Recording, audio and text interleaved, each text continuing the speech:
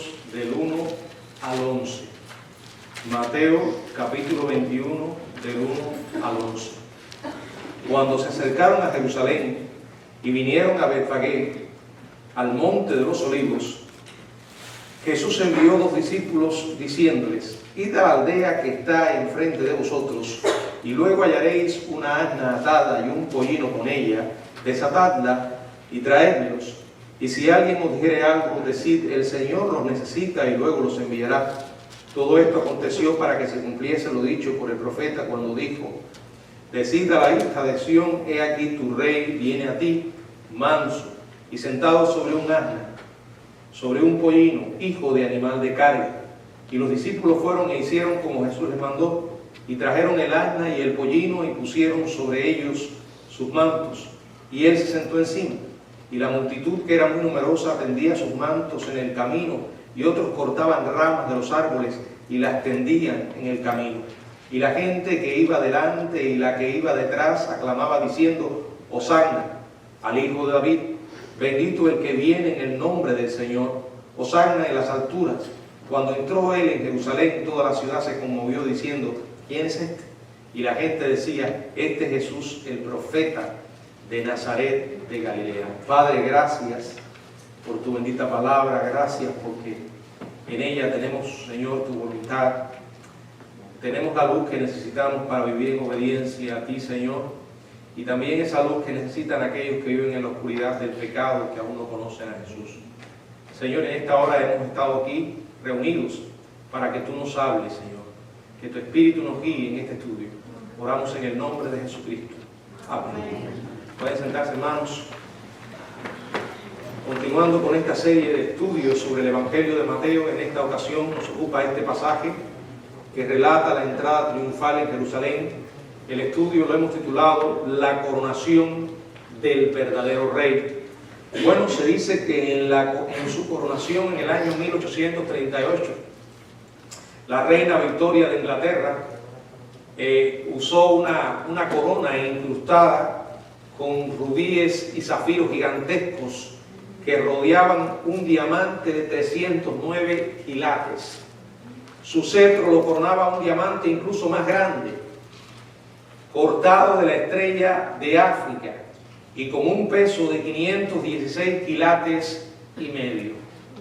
Bueno, en este pasaje de Mateo capítulo 21, del 9 al 11, se relata la coronación más importante que el mundo haya presenciado alguna vez, aunque en su gran mayoría permanecieron sin entender la magnitud de lo que ocurrió ese día.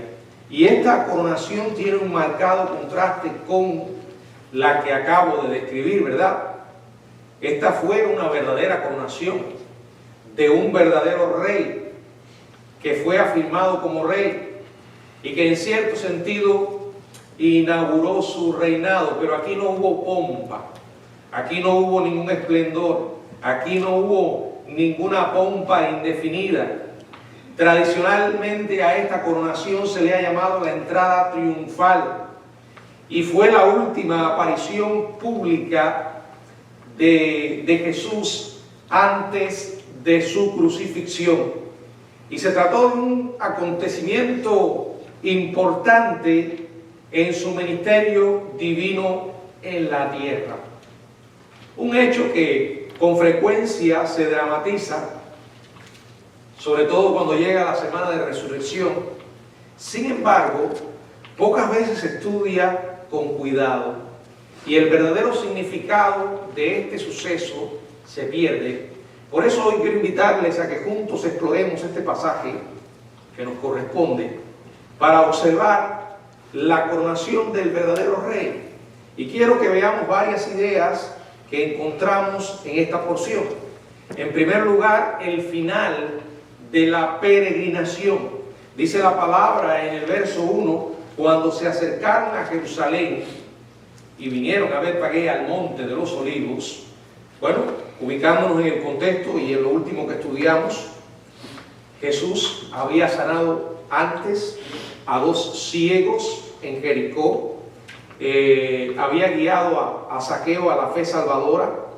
El Señor hizo su último viaje a Jerusalén, y dice la palabra que cuando se estaba acercando a Jerusalén, también se estaba acercando al final de sus 3 años de ministerio,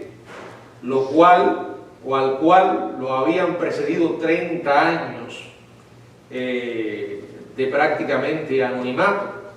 Jesús estaba a punto de llegar a la meta final, aquella que el Padre había puesto delante de él. Él había venido a cumplir el propósito de redimir a la humanidad, lo que era parte del plan de Dios para salvar al hombre. Estaba llegando a la culminación de ese plan con su muerte, que muy cerca ya estaba, y su gloriosa resurrección. Bueno, a medida que las multitudes seguían con él para celebrar la Pascua, poco realmente, por eso dije hace unos segundos que muchos no entendieron realmente lo que sucedió aquel día. Muy pocos sabían que estaban acompañando al mismo Cordero Pascual, aquel del que Juan había dicho: he aquí el Cordero de Dios que quita el pecado del mundo. Solamente habían presenciado como judíos una historia de sacrificios tras sacrificios. Muchos de ellos no entendían qué era lo que esto significaba, y llegó el momento en que el verdadero Cordero iba a ser inmolado por la salvación del mundo. Pero antes que el Señor y los 12 entraran a Jerusalén, se detiene en una pequeña aldea, la aldea de Betfagé, un pequeño poblado cercano a Betania, en el lado sureste del monte de los Olivos. No se menciona en ninguna otra parte de las Escrituras, excepto en conexión con la entrada triunfal en este pasaje, también en Marcos capítulo 11, verso 1, y en Lucas capítulo 19, verso 29. Pero, aparte de estos momentos o pasajes en que se menciona, no aparece en otra parte de la Escritura. Bueno, ya vimos el final de la peregrinación. Se acercaba a Jerusalén y llegaron a esta ciudad, al monte de los Olivos. Ahora vamos a ver la exactitud de la profecía. Dice la palabra en el verso 21, la segunda parte, que dice: Jesús envió 2 discípulos, y dice el verso 2, diciéndoles, seguimos: id a la aldea que está enfrente de vosotros, y luego hallaréis una asna atada y un pollino con ella, desatadla y traédmelos. Y si alguien os dijere algo, decid: el Señor nos necesita, y luego lo enviará. Todo esto aconteció para que se cumpliese lo dicho por el profeta cuando dijo: decid a la hija de Sión: he aquí tu rey viene a ti, manso y sentado sobre una asna, sobre un pollino, hijo de animal de carga. Y los discípulos fueron e hicieron como Jesús les mandó, y le trajeron el asna y el pollino, y pusieron sobre ellos sus mantos, y él se sentó encima. Bueno, Jesús fue quien inicia su propia coronación. ¿Y cómo lo hace? La Biblia nos dice aquí que él envía 2 discípulos. 2 discípulos a obtener el medio, la montura en la que entraría a Jerusalén. Una montura totalmente diferente a la que estaban acostumbrados los judíos y los romanos cuando presenciaban a los victoriosos conquistadores que entraban en la ciudad en sus caballos. Sin embargo, Jesús lo hace de una manera diferente, como vamos a ver. Sin embargo, esto era parte del cumplimiento profético. Y con esto pone una serie de sucesos en movimiento destacados que concluyen con su muerte voluntaria y misericordiosa en la cruz. algo que había sido planeado desde la eternidad pasada. En cumplimiento a ese propósito, Jesús entra en Jerusalén. Le dice a los dos discípulos que fueran a la aldea que estaba enfrente de ellos, donde hallarían inmediatamente que una asna atada y un pollino con ella. Bueno, a pesar de que la aldea estaba cerca, era muy obvio que los dos animales estaban fuera de la vista, o Jesús simplemente se los habría señalado. Sin duda, el asna fue llevada allí con el propósito de inducir al potro para que cooperara. El joven pollino no habría dejado fácilmente a su madre. Habría sido aún más difícil de manejar de lo que normalmente son los asnos. Ahora, solo el Señor, como omnisciente, podía saber que el asna y el pollino en ese momento habían estado donde se hallaban, esperando que los discípulos los encontraran. Jesús también sabía que a los discípulos los iban a cuestionar al respecto cuando se acercaran para tomar los animales. Por eso Él les da más instrucciones y les dice: si alguien os dijere algo, decid, el Señor los necesita y luego los enviará. Marcos informa que unos de los que estaban allí, los cuales Lucas afirman que eran los dueños, realmente preguntaron. Vamos a ver qué dice Marcos en el capítulo 11, versos 5 y verso 6, si alguien puede leerlo. Y unos de los que estaban allí les dijeron: ¿qué hacéis desatando el pollino? Ellos entonces le dijeron como Jesús había mandado y los dejaron. También en Lucas, en el capítulo 19, verso 33. Y cuando desataban el pollino, sus dueños les dijeron: ¿por qué desatáis el pollino? Bueno, debido a que los propietarios dieron fácilmente permiso para usar los animales, cuando ellos le explicaron, el Señor lo necesita, parece probable que eran creyentes en Jesús. También sabemos por esos otros dos evangelios que el pollino nunca había sido montado. En Marcos, en el capítulo 11, verso 2, ¿qué dice? Y les dijo: id a la aldea que está enfrente de vosotros, y luego que entréis en ella, hallaréis un pollino atado, en el cual ningún hombre ha montado. Desatadlo y traedlo. Y en Lucas capítulo 19, verso 30, diciendo: id a la aldea de enfrente, y al entrar en ella hallaréis un pollino atado, el cual ningún hombre ha montado jamás. Desatadlo y traedlo. bueno, en aquella cultura era un gesto de respeto y honra ofrecerle a alguien un animal sin uso, como si se le dijera: este animal ha sido reservado especialmente para usted. Mateo explica: todo esto aconteció para que se cumpliese lo dicho por el profeta. Repito, era algo desacostumbrado, sin embargo, desacostumbrado para los grandes conquistadores humanos. Pero recuerden que el reino del Señor no era de este mundo, era un reino diferente, era un reino que comenzó con la humillación misma del Hijo de Dios. Filipenses capítulo 2 habla sobre esto: el que se despojó a sí mismo, se humilló, bueno, de hecho, qué mayor humillación que hacerse carne, ¿verdad? El Creador uniéndose a la creación misma, viniendo a este mundo, viviendo entre nosotros, todo con el propósito de poder salvarnos, de salvarnos. Ahora, toda la vida y el ministerio de Jesús era una una manifestación que se caracterizaba por hacer la voluntad del Padre Celestial. Por ejemplo, en Mateo 26, quiero que veamos el verso 39 y el verso 42. ¿Qué dice? O cuando te vimos enfermo o en la No. cárcel, y vinimos, Mateo 26, 39.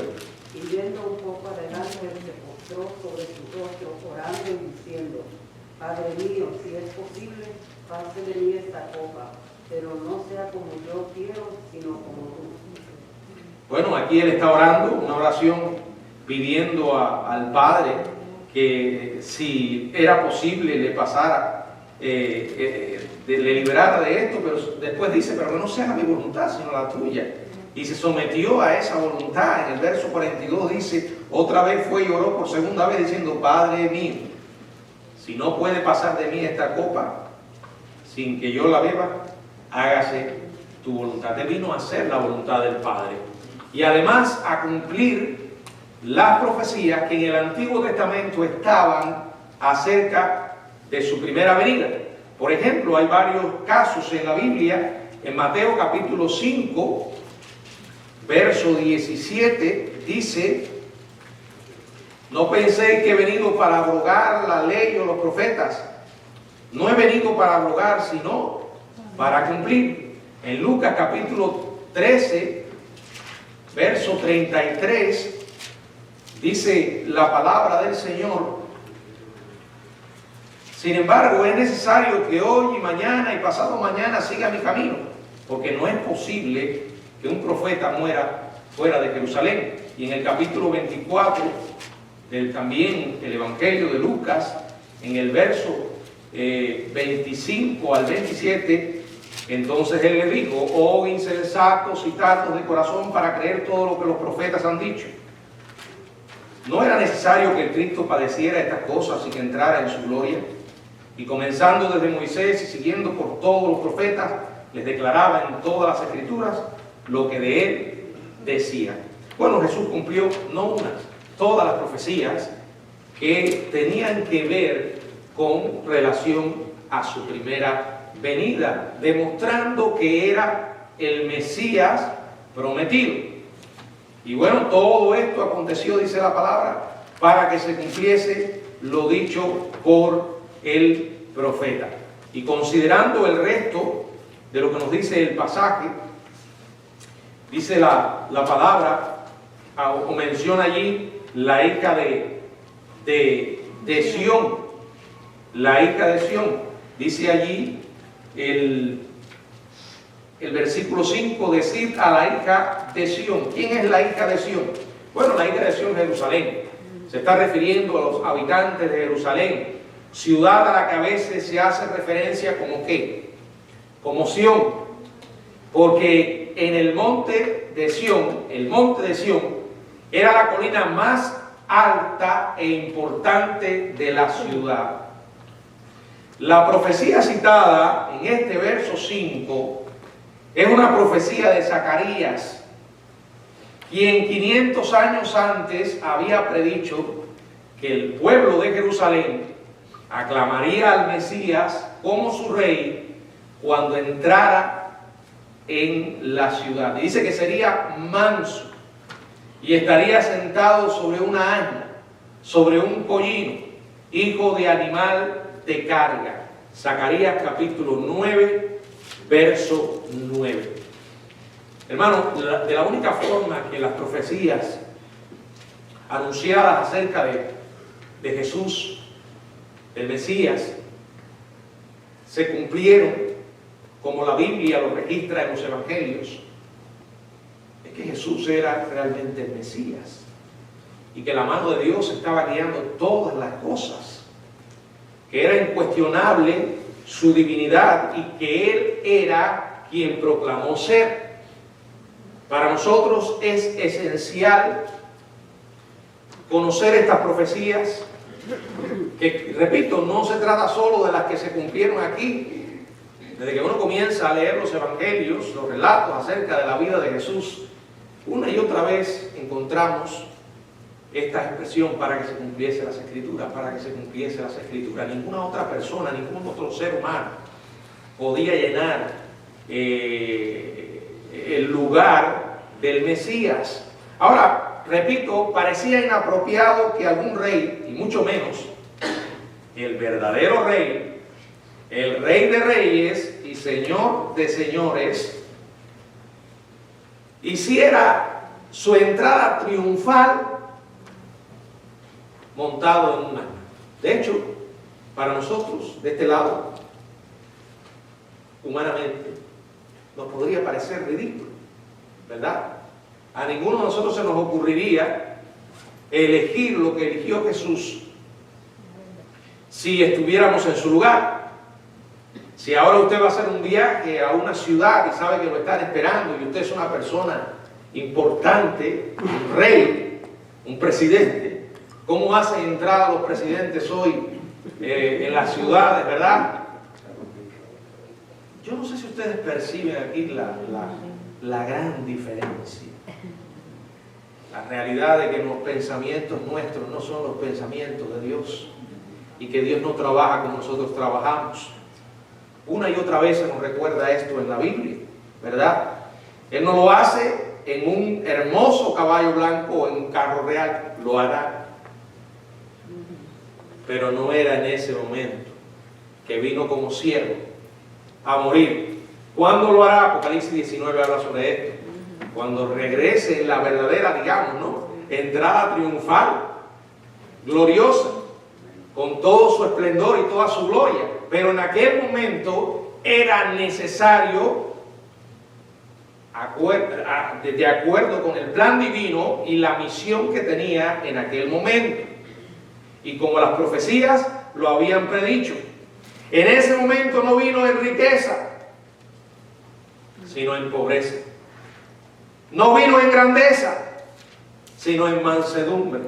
No vino a matar a los enemigos de Israel, sino a salvar a la humanidad. Un día lo hará. El Dios justo vengará a su pueblo, y la Biblia lo registra. La entrada de Jesús sentado sobre un asna, sobre un pollino, hijo de animal de carga, no fue un menosprecio de parte de quienes lo rechazaron. Este era el plan de Dios, el plan del Padre, y el plan del Hijo, que voluntariamente vino como el siervo, el Salvador, a quitar el pecado del mundo, con una misión trascendental, una misión que solamente podía cumplir el Dios manifestado en carne, una misión que es el centro de la historia humana, una misión que es lo más importante de nuestra historia misma. Es más, yo diría, no hay nada más importante que eso. Ahí está el pilar sobre el que descansa nuestra fe, la muerte y la resurrección de Jesucristo. Piense por un momento que eso no hubiera ocurrido. Todo lo demás no tendría sentido. Estaríamos sin esperanza y sin Dios en el mundo. Sobre nosotros todavía estaría el peso del pecado y la condenación. Fíjense hasta dónde fue Dios para salvarnos. La entrada de Jesús, sentado sobre un asna, sobre un pollino, repito, era parte del plan de Dios. No, nada pudo haber sido más apropiado que quien iba a llevar la carga del pecado, que entrara en la ciudad de Dios en Sión montando en un humilde animal de carga. Qué tremendo acontecimiento el que se estaba produciendo en aquel momento, y la gran parte de la humanidad lo ignoraba en aquel momento. Bueno, y todavía lo siguen ignorando, aunque su registro queda en las Escrituras para que la humanidad lo lea. La gente lo rechaza, se burla, desprecian al siervo. Un día tendrán que enfrentar al juez. Ninguno de los discípulos, entre ellos los dos enviados a traer el asna, entendió el propósito del Señor en este o en los demás grandes eventos de la semana que venía. Sin embargo, obedientes, fueron, hicieron como Jesús les mandó, trajeron el asna y el pollino, y como no tenían mantas para acolchar el lomo de los animales, y no estaban seguros de cuál de ellos cabalgaría Jesús, pusieron, dice la palabra, ambos sus mantos, y él se sentó encima. Jesús escoge el pollino, el más pequeño de los dos, y lo monta con la ayuda de los discípulos. Lucas 19:15. Si alguien puede leerlo, 35, 19:35.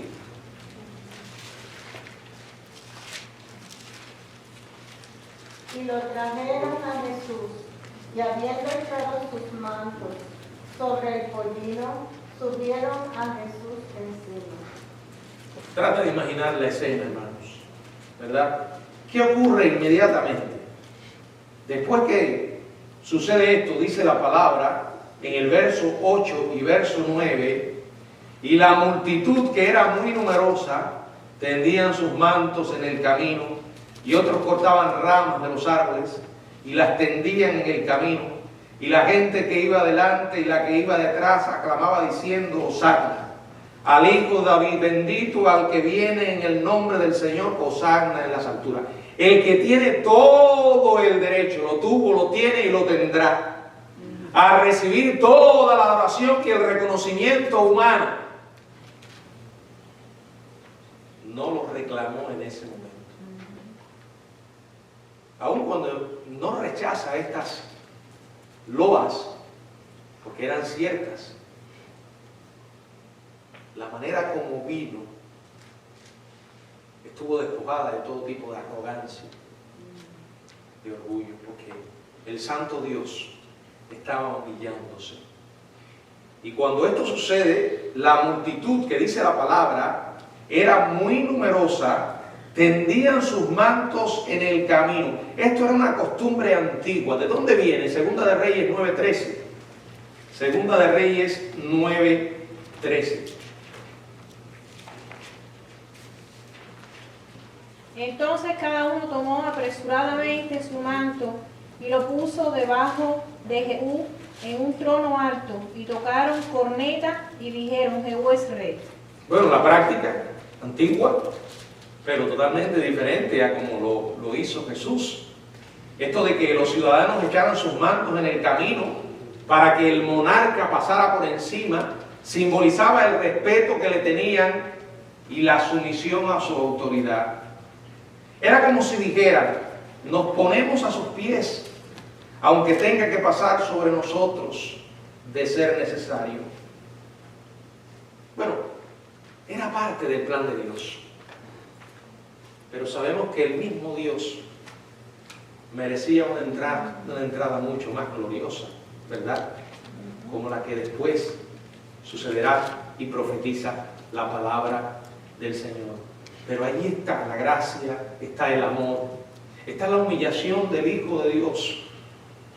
Aquel, repito, que tenía todo el derecho para reclamar una entrada muchísimo más gloriosa y de un alcance, digamos, mundial, ¿verdad? Mientras estas personas ponían sus ropas en el camino, otros cortaban ramas de los árboles y las tendían en el camino. Juan 12, en el verso 13, nos informa que las ramas eran de palmera. La palmera era un símbolo de salvación y alegría, que representa el magnífico tributo, ¿verdad? Que un día los redimidos presentaremos al Cordero. ¿Qué dice Apocalipsis 7:9? Apocalipsis 7:9.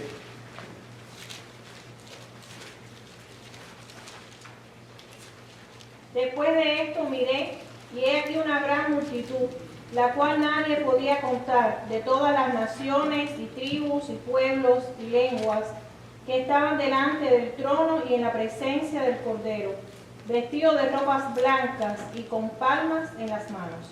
Bueno, había una gran emoción, ¿verdad? Y un gran éxtasis, mientras la multitud proclamaba alabanzas al Mesías. Pero repito, muchas de estas alabanzas eran superficiales. Y muchos de los que estaban gritando en aquel momento después gritarían: crucifícale, crucifícale, ¿verdad? Pero allí estaban en ese momento y el Señor lo aceptó. Al rabino de Galilea que enseñaba con autoridad, que los había curado de sus enfermedades, incluso lo había resucitado muertos. Pero la multitud es voluble. Las emociones humanas cambian, ¿verdad? Eso no era lo importante para Jesús. El Señor ahora estaba totalmente rodeado de una masa humana, quizás de varios cientos de miles de personas, algunas de las cuales iban delante de Él, y dice la palabra que otros iban detrás. Ellos tenían la gran expectativa del Mesías, pero un Mesías según sus propias expectativas, ¿no? Vendría a traer liberación. Y allí estaba la multitud en un frenesí de historia colectiva, ¿verdad? Sin embargo, de acuerdo con el plan de Dios, la multitud cumplió sin darse cuenta una profecía.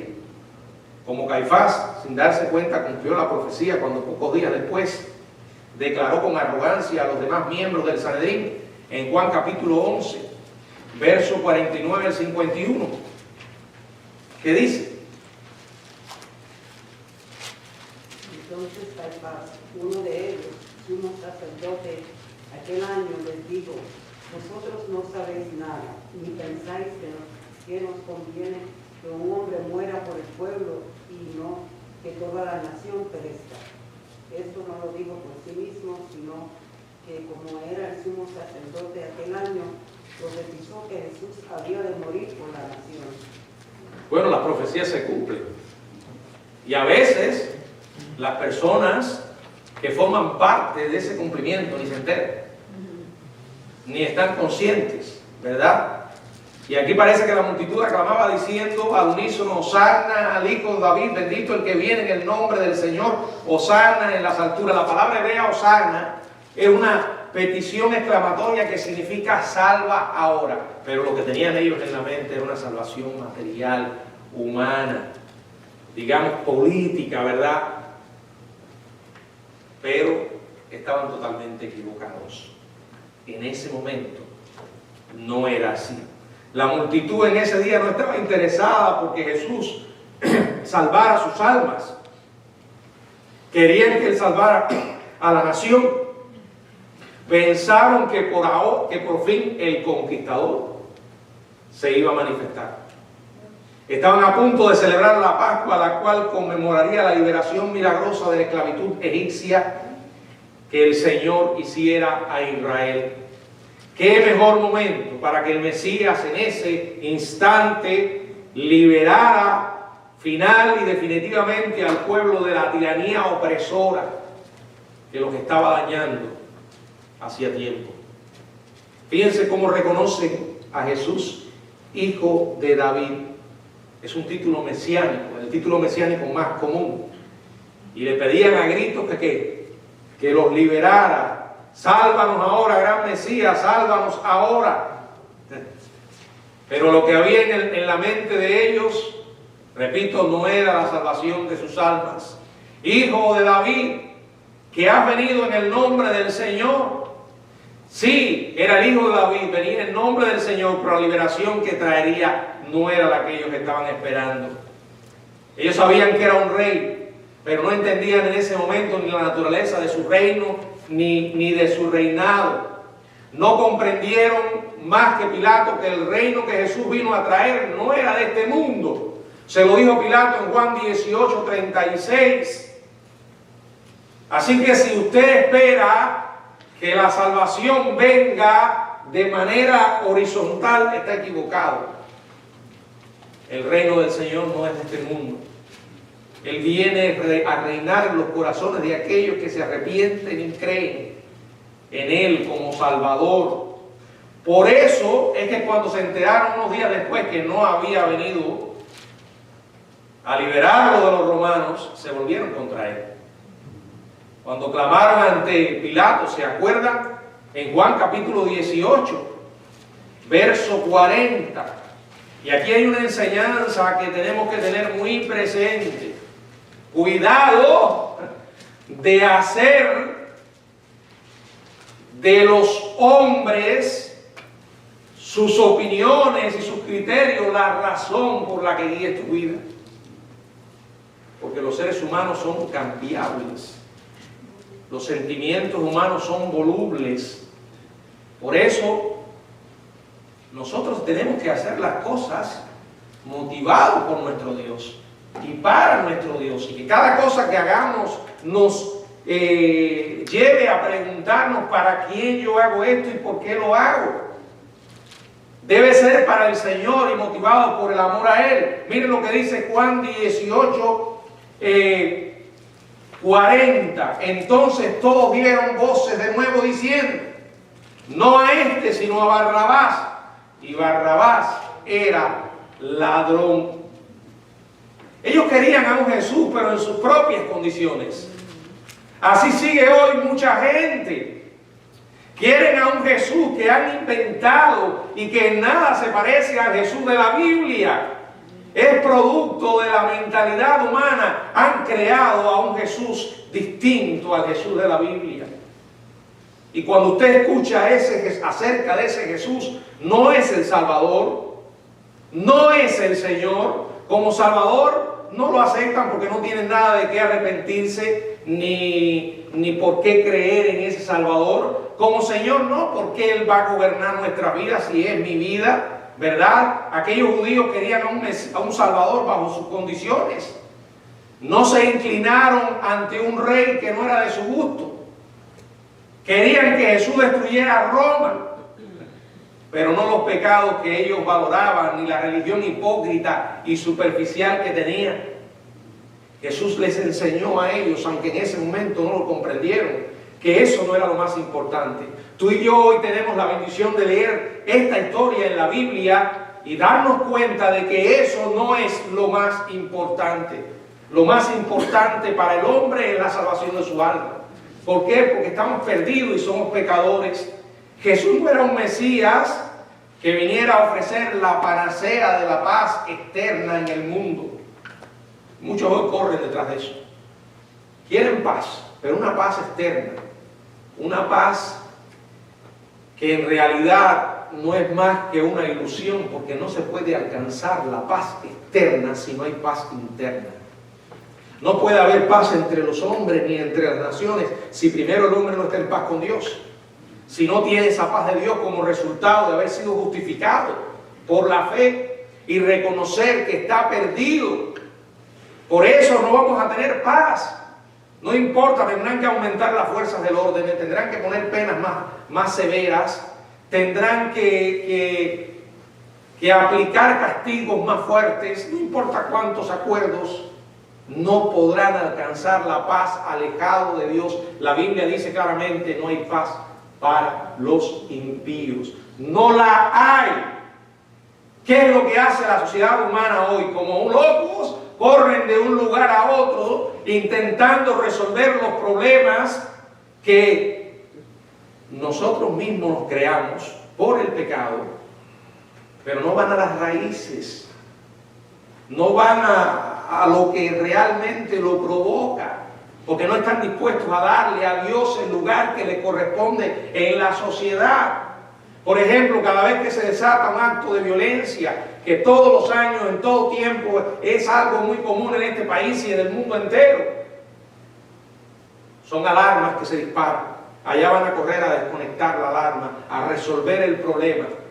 Y los desenfocados y mareados políticos tenemos que tomar medidas más severas para el control de las armas. Tenemos que prohibir las armas y que el problema son las armas y siguen con toda la bobería. El problema es que no se dan cuenta que cuando el corazón perverso quiere manifestarse, lo va a hacer con lo que tenga a la mano. Por ejemplo, en Cuba, que es un país donde no existen armas, al menos legales, armas de estas, la gente también se matan unos a otros. Y como no hay tanta información como aquí, no lo sabemos, pero allí está constantemente. Y cuando te enteras en el barrio, fulano cogió un machete y le arrancó la cabeza a Mengano, o le arrancó un brazo. Allí está. Y en otros lugares, fulano lanzó un auto contra una multitud de personas y el auto estaba lleno de explosivos, o simplemente con el auto mató a no sé cuántas personas. No se dan cuenta. Ah, pero bueno, pastor, el problema es que entonces en este mundo loco que estamos viviendo tiene que haber un control. Sí, yo creo que tiene que haber un control, pero ese no es el problema básico. ¿Por qué vamos por las raíces? Vamos por las ramas. Hay que ir a la raíz del problema. Y ese es el mundo en el que vivimos. Los que tienen el poder no están dispuestos a reconocer que ese es el problema. ¿Por qué? Porque el diablo los tiene ciegos, endurecidos, y entonces no entienden la verdadera magnitud de lo que hoy sucede. Y vemos abominaciones y seguiremos viendo cosas más abominables. Estaba mirando una noticia, se lo dije a Milady, y perdonen que se las cuente, pero es algo grotesco. Un muchacho que mató a su madre y se la estuvo comiendo durante un largo tiempo. Eso fue en España. Ahora, al tipo lo arrestan y lo condenan a 15 años.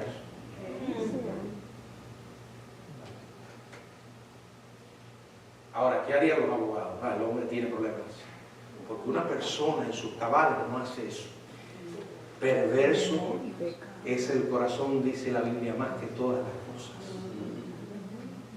Miren, nosotros no tenemos no tenemos verdadera idea de lo que es capaz de hacer el corazón humano cuando se lanza en toda su depravación. Yo no dudo que tenga alguna influencia demoníaca, pero eso no le quita la responsabilidad de la barbaridad. Una barbaridad como esa. ¿Cuál es el problema?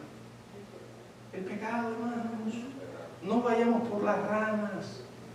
El pecado, el cáncer del alma, como alguien lo llamara, algo que nos destruye y que solo tiene un remedio: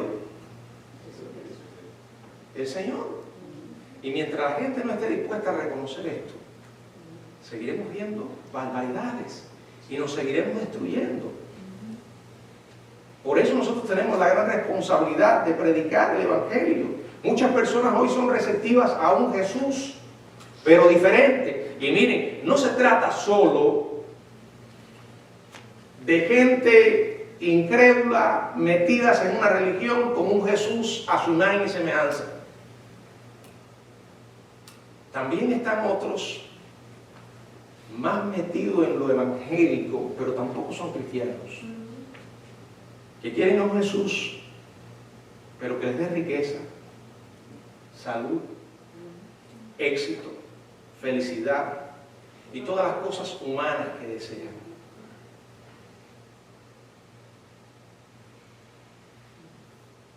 Así está.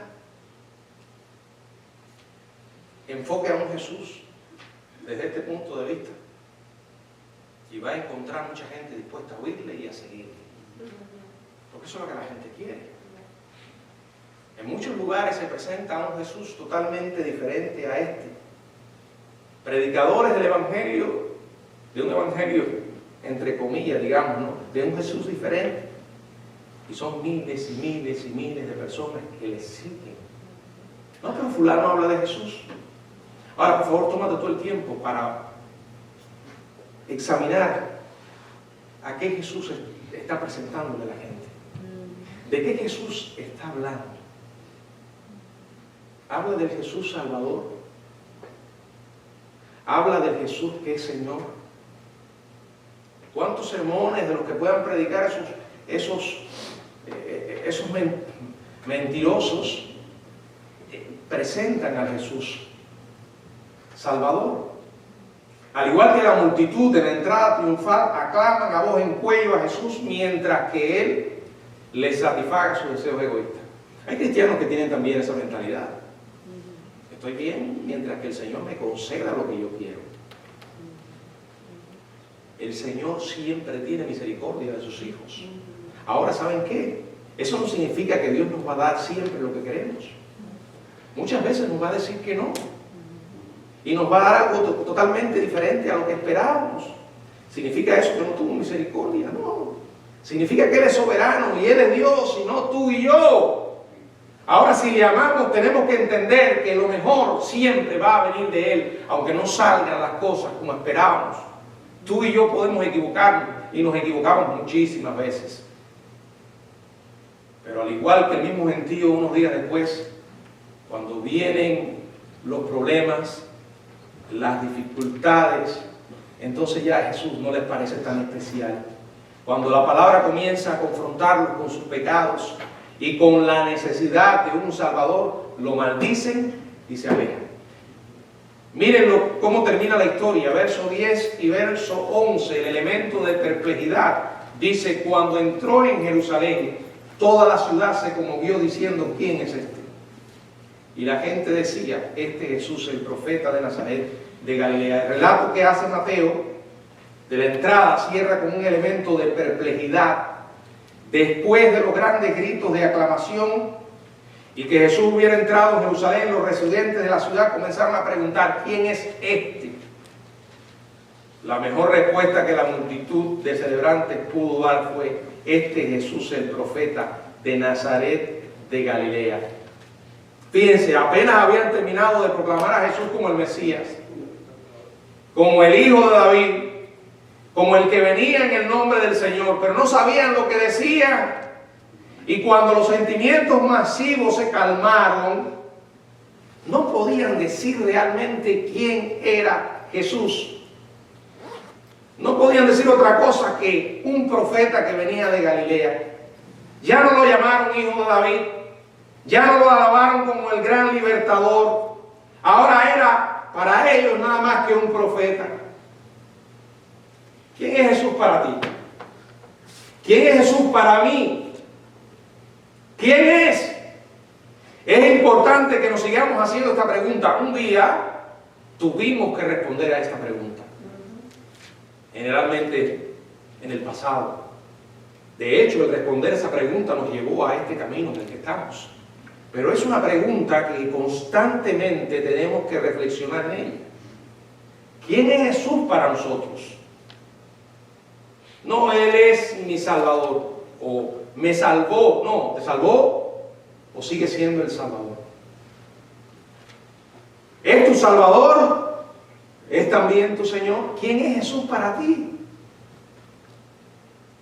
¿Quién es? ¿Realmente es el Jesús que la Biblia dice que es? ¿Manifestamos nosotros con nuestra conducta y acciones lo que Jesús es para nosotros? Las personas sabían pero no creerían, y debido a que no creerían dejaron de saber. Hoy sigue ocurriendo lo mismo. Mucha gente sabe pero no cree, y debido a que no creen van a dejar de saber. Al igual que sus antepasados, a quienes Isaías le predicó, oían pero no entendían, veían pero no comprendían, porque sus corazones eran insensibles. La Biblia dice Dios, y miraré a aquel que es humilde de espíritu y que tiembla a mi palabra. Produce en nosotros todavía la palabra de Dios ese impacto, nos hace temblar, sacude nuestro ser en toda su magnitud. ¿O nos hemos acostumbrado tanto a este libro que ya se nos ha hecho tan familiar que a veces caemos en la irreverencia? Se nos ha hecho tan familiar la voz de Dios que a veces dejamos de oírle. Ellos oyeron el mensaje de Jesús, dieron fe de los milagros que hizo, pero no reconocieron su divinidad, rechazaron su condición de Salvador y su señorío. Una vez más, la Biblia nos recuerda que no es por los milagros, no es por las grandes señales que la gente se salva. Una persona puede ver muchos milagros. Aquí está, los vio Israel en el Antiguo Testamento, ellos los vieron allí. Jesús andaba entre ellos, estaba al alcance de unos pocos pasos. Su voz era como la voz de los demás, pero con un mensaje profundo. Su poder era extraordinario. Lo vieron, allí vieron resucitar muertos, darle vista a los ciegos, lo tenían tan cerca y sin embargo estaban tan lejos. Quizás podrás escuchar a alguien que te diga, si yo fuera uno de aquellos que estuviera en la multitud, tal vez hubiera creído. No hubieras creído. Por eso no te engañes. No es que Dios haya perdido su poder. Él sigue siendo el mismo. Su poder es el mismo. Pero el medio que Dios ha establecido para que la gente se salve no es por los milagros, no es por las señales, es por oír la palabra de Dios. Porque el Evangelio es poder de Dios para salvación. Solo el Evangelio. Por eso no le veo tanto sentido a muchos milagros que la gente dice que ocurre. Y el viernes pasado estuvimos hablando de eso. Y de hecho alguien me mencionaba de casos de personas que habían estado muertas y oraron y resucitaron. Miren, hermano, yo no dudo del poder de Dios. Yo creo que Dios, en respuesta a la oración de su pueblo humilde, pidiendo misericordia a Dios, puede hacer cualquier cosa. Pero de eso no es lo que yo estaba hablando. Yo estaba hablando de los payasos que dicen que hacen esas cosas de parte de Dios. A veces me cuesta un poco cuando alguien se me acerca y me dice, yo quiero que usted ore por fulano para que Dios lo sane o para que se resuelva este problema. Yo entiendo, como pastor estoy disponible a orar por cualquier necesidad, pero lo que pasa a veces es que algunas personas piensan que quizás el pastor está más cerca de Dios y a él lo puede oír mejor. Yo creo que eso es una equivocación. Sí, tenemos que orarnos por otros. Hasta ahí está bien. Pero escuche esto. En ninguna parte de la Biblia dice que tú necesitas un intercesor para ir a Dios. Todos podemos orar, pidiendo y esperando en la soberanía de Dios. ¿Puede Dios hacer un milagro? Indiscutiblemente. ¿Puede Dios decir que no? También es su prerrogativa. Ahora la fe no se va a destruir por eso. Seguiré creyendo en la bondad de Dios y esperando lo mejor de Él. Porque Él no comete errores. Él jamás se equivoca. Ahora mucha gente hoy quiere a un Dios según sus caprichos. ¿Quién es Jesús para nosotros? ¿Es verdaderamente quien proclamamos que es? ¿O nos hemos vuelto insensibles a su voz? Puede pasar. En momentos de mi vida he tenido que aplicar los frenos y buscar a Dios de una manera especial, porque estar tan familiarizado con esto es a veces un peligro. Y ese versículo para mí es un lema. Señor, ayúdame siempre a temblar a tu palabra. No importa que tiemble de miedo o temor, pero nunca dejes de temblar, porque Dios es quien dice que es. Y nosotros somos quien Él dice que somos. Ahora somos sus hijos, pero salvados por gracia. Pero no se nos puede olvidar de dónde llegamos. Y tenemos que siempre recordar hacia dónde vamos. Jesús, y vamos hacia allá por gracia. Jesús entró en Jerusalén a morir. Y entró en Jerusalén a morir por nosotros. Que jamás se nos olvide. Que el Señor nos bendiga.